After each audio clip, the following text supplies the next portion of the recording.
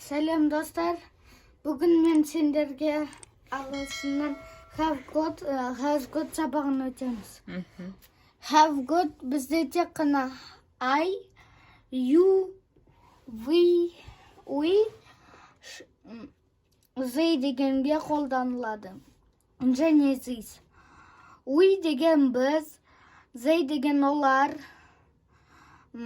I деген мен, you деген ол.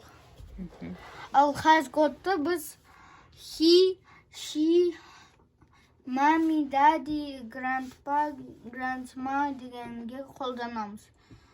He деген ол, she деген қыз.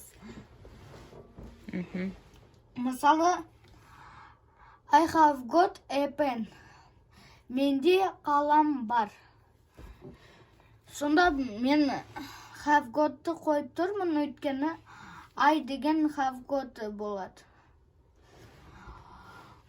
We have got a pencil. Бізде көп қарындаш бар. Біз мұны атып қойған, біз мұны have got, has got. Бұныге берген, бірақ біз оны істеп тастадық.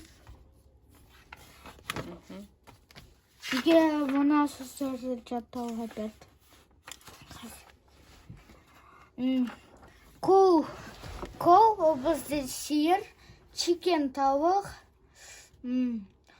goat ешкі, sheep қой.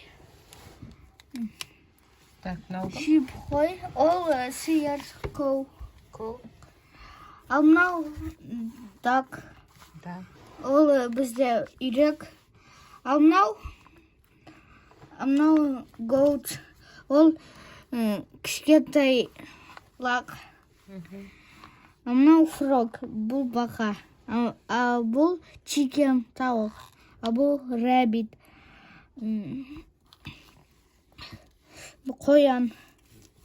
Ал біз мынаны кеше компьютерда істедік. Сосын келесі.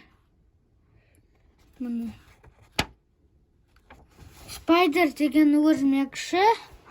Lion арыстан. Spider-Man.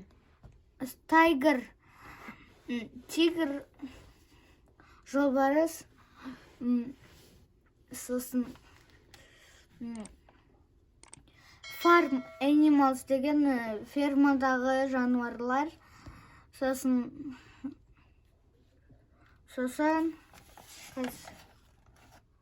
wild animals жабайы жануарлар.